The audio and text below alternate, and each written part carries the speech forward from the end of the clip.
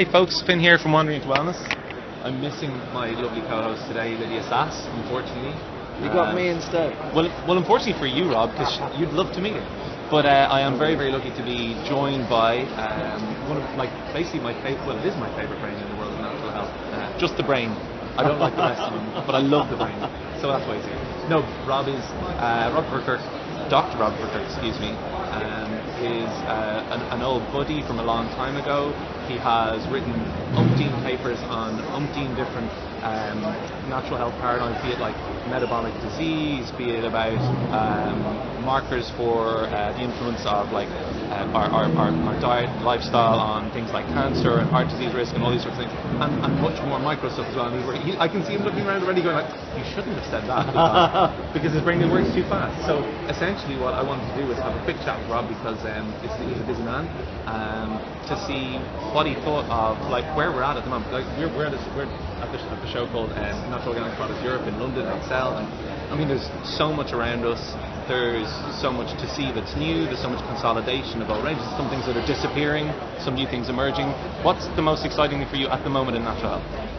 I think the most exciting thing is that there is now a really large number of people on this planet who realize that living your life any old how and just turning up to your GP when you feel sick, when you hit your 50s, and I'm speaking as someone who's now 2 years away from my 60th birthday. That doesn't seem possible also. Well, it is. So he's doing something right.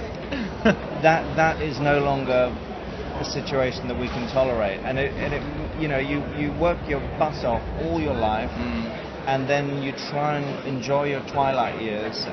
We face a society now where the sponge is dry by the time you get to 65. Basically, most of us from the age of 50 start developing multiple comorbidities, and it means you really can't enjoy life. And you may go out onto the golf course and you could well get a heart attack. And interesting, I've just come back from a week of a cycle training camp in Lanzarote.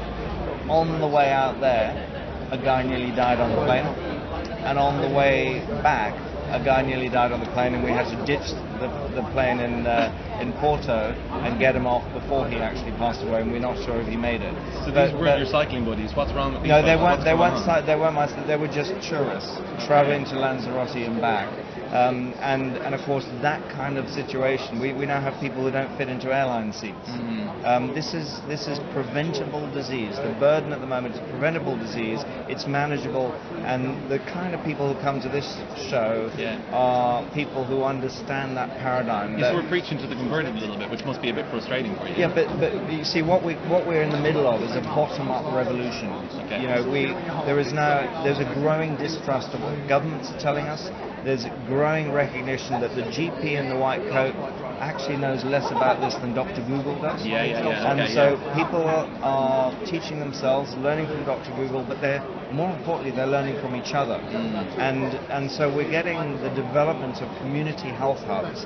I'm a huge supporter of the fact that one of the most important locations here is the health store.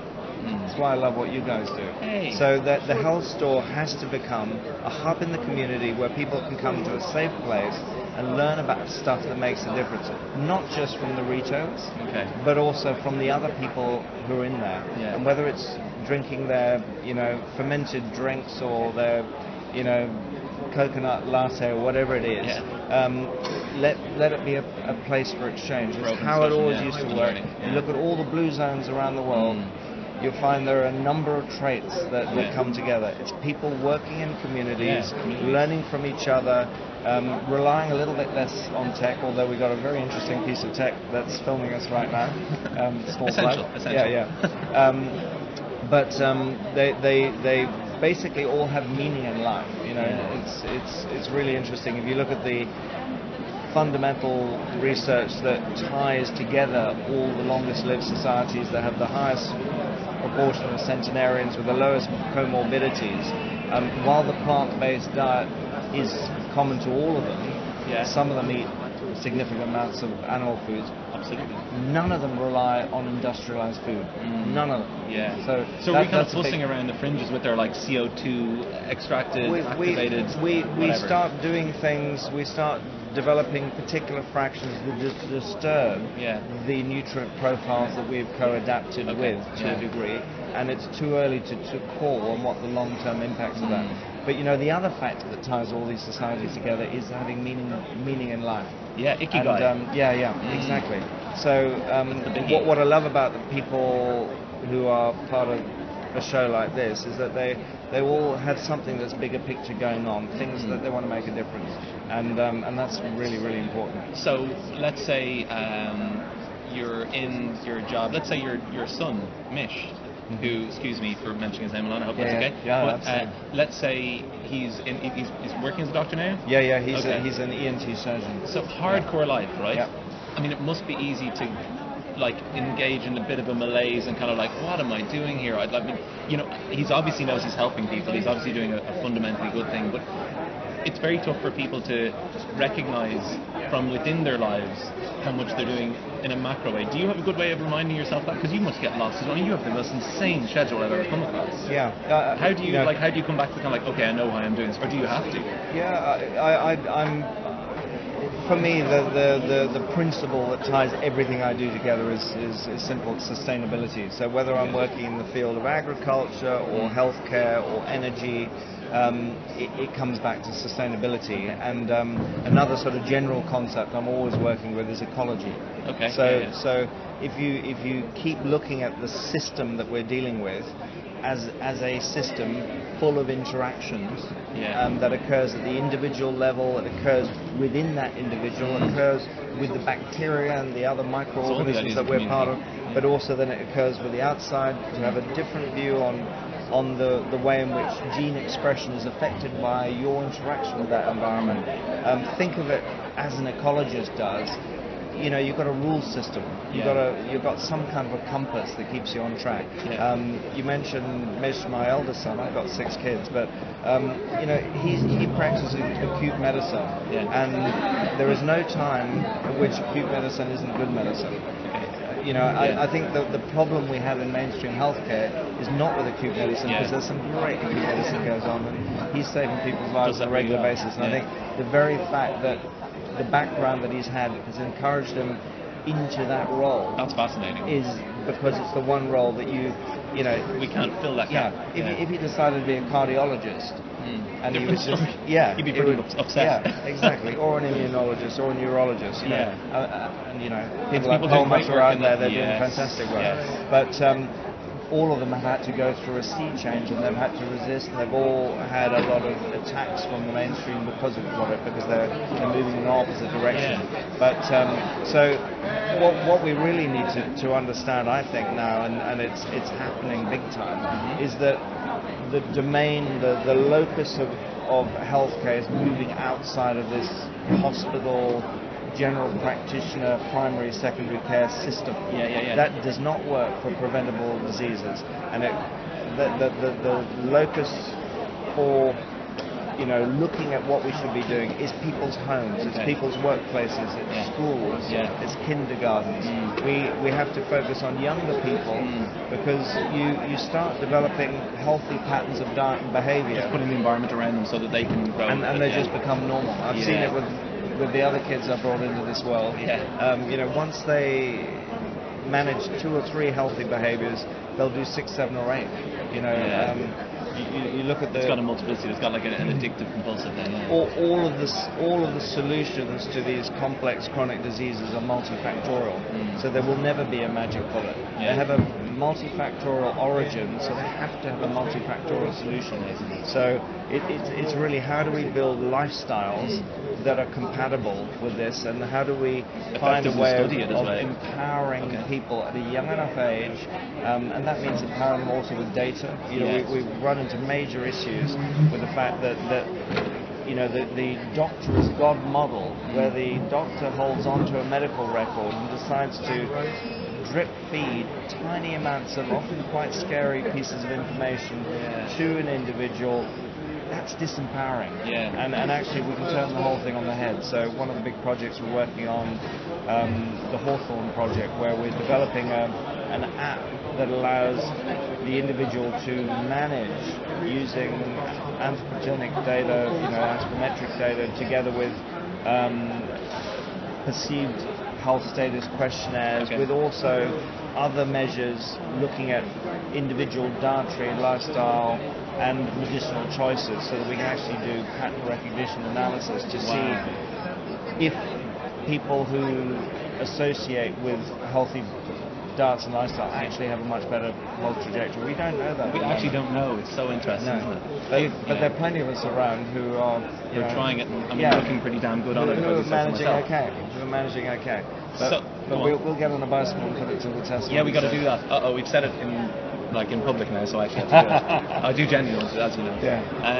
So, like in this environment where people are, challenged, given information that maybe is somewhat myopic in terms of the types of changes they can make to their health, or disempowering or disenfranchising, are we in a situation, do you think, at this moment in time, because it's really changing like almost day by day, do you think there's great opportunity? I know there's threat and opportunity, but I know what you're going to say, because you're such an optimist. You're going to say it's a time of great opportunity, but genuinely, like in terms of perceived threats and perceived opportunities, like where is the balance of power at the moment, and what's your take on it? I think the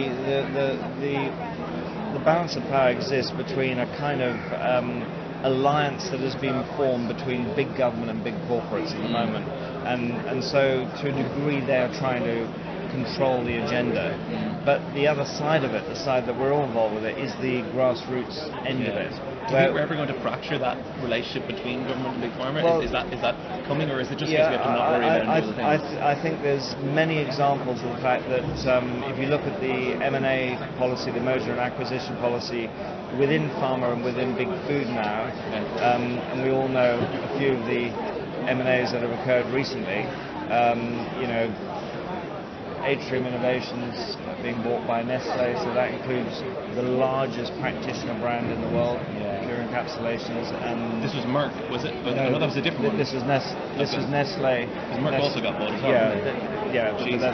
So sorry. But what I'm looking at here is the way in which companies in either the pharma or the food space, or both, are moving into our world.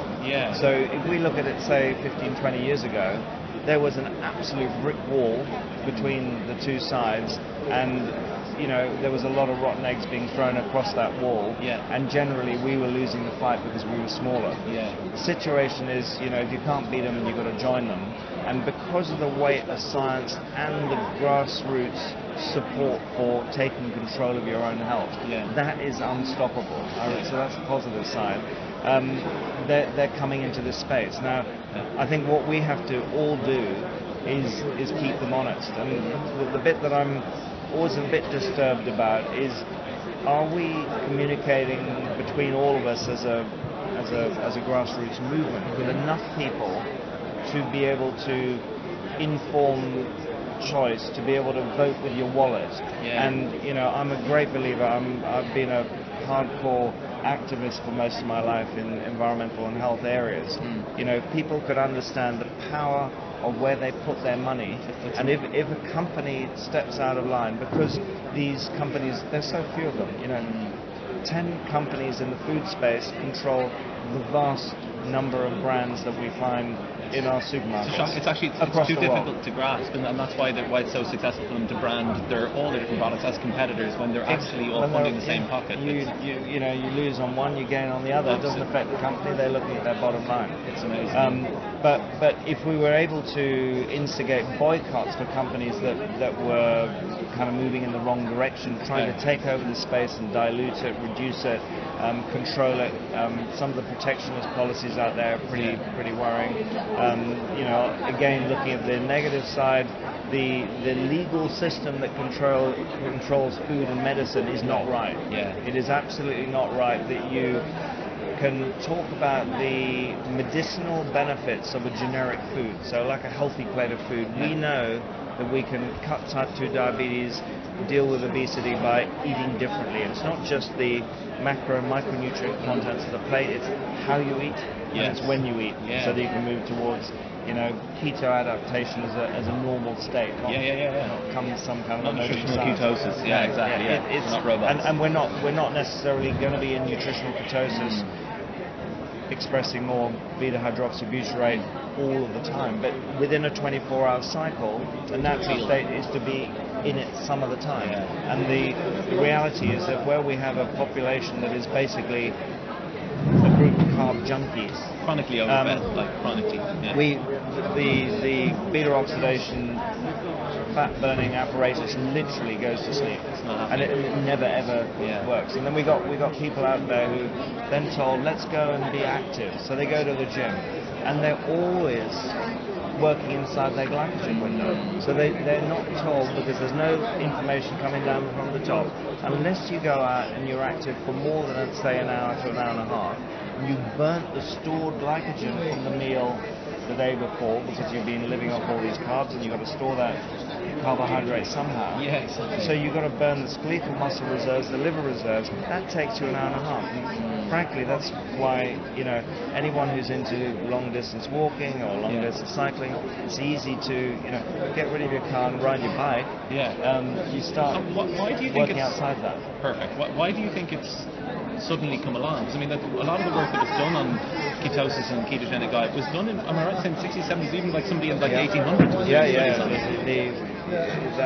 That's the Banting diet was the first view on it. Banting, his treatise on corpulence was all about cutting carbs and eating more fat, and they showed spectacular results back then. It's amazing how the system is about how pharma has controlled it. They've been looking for an obesity drug for a long time. They will never find an obesity drug. Obesity is a very complex, multifactorial disease that is about disturbance in the hormonal control of appetite regulation and energy storage and metabolism. And so you get people who want to keep on feeding despite the fact that they have more than adequate energy reserves on board. What was that amazing guy who did was it a year and a half fast? He finished his year and a half fast like last year or the year before. Oh, did he? He fasted for 400 days. Wow. Just on water. And he started, he started as a really morbidly obese at 400 something pounds. It was pretty ridiculous. And he lived off his fat reserves. He lived off his fat reserves for over a year. Yeah. But of course the breatharians have been doing a similar thing, and in many ways I think the most plausible explanation is they're actually living off their microflora. The microflora. Yeah, wow. So microflora. So we're getting.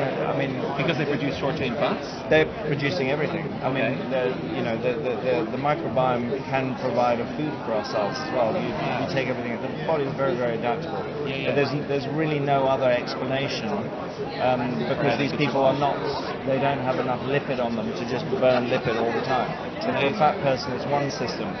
But that's looking at the body as an ecological system. Our inside is our outside. Effectively, we've got to tune from here to here. Absolutely. And the body will. Survival instinct is strong. Do you think that it's a response, a direct response to the pressure from, overarching authoritarian health information, that we've got so many new thoughts happening in terms of lifestyle approaches that people are taking in terms of cold water exposure, like with the Wim Hof method, these are things that people are suddenly getting into doing endurance training or even HIIT training. People are looking at fasting, cyclic fasting. Do you think that's a response to that? Why do you think suddenly? Because we weren't doing these free things. Everyone was looking for a pill up until I feel like 10 years ago. Am I on my own? No, that is about right, because the drug companies are conditioning us. What's happening is that the weight of research that is allowing us to understand better what our evolutionary norm is now unstoppable. And so many of these things, like the way in which we thermoregulate, the way in which we handle our microbiome, the frequency by which we eat, some of the stuff that's been sold to us about our Paleolithic ancestors, the hunter-gatherers, is absolute rubbish as well. Yeah. So the fact all of our Paleolithic ancestors were plant-based diet, occasional meat. And you and I roasting their buckwheat 100,000 years ago. Yeah, like, what? Exactly. They weren't.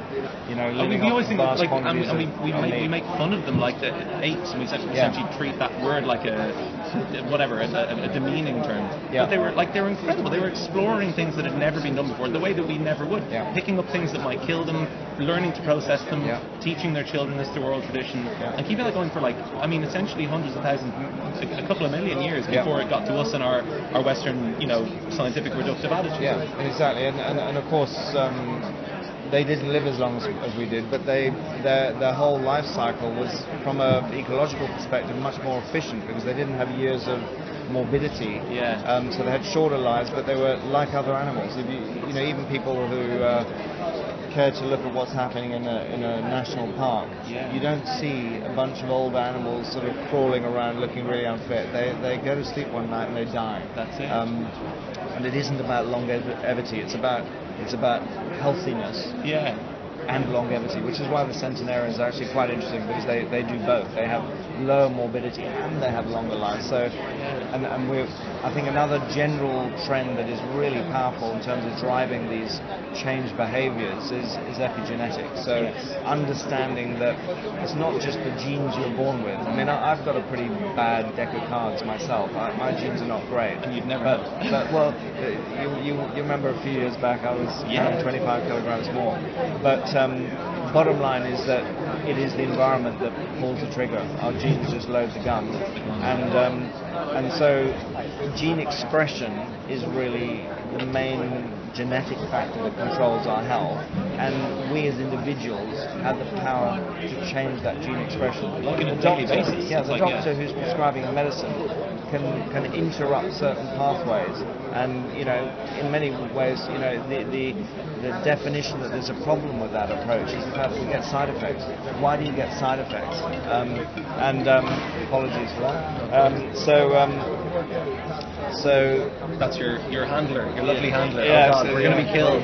Sorry. So gene expression, it's been very empowering. Understanding that once the human genome had been decoded in 2003, that it wasn't going to be a panacea for the drug companies to say, hey, let's have tailored medicines, let's use pharmacogenomics as a way of creating tailored medicine. They realized actually the much more powerful cue to controlling healthy gene expression was to do with diet and lifestyle. So, the main change we've got to see here is basically a system where people understand that processing of foods, industrialization of our food supply, is one of the most negative interactions we've seen. But there is plenty of choice out there. So people who subscribe to box schemes, people who go to a health store and buy, people who learn to cook from scratch, people who learn how to cook in ways that doesn't damage their food, people who combine that with healthy, all sorts of healthy behaviors, understand how to exercise, probably not in the gym, more outdoors. Bang on. It's starting to come together. There's a great quote that I heard the other day, that the essence of tyranny is the conscious removal of nuance. Oh, I love it. Isn't it lovely? Yeah, I love it. And that's what I love about you, Rob, because what you're essentially trying to do is treat people like adults, allow them to grasp for themselves what their potential is, and to seek to elevate it, essentially. And that's what I love about it.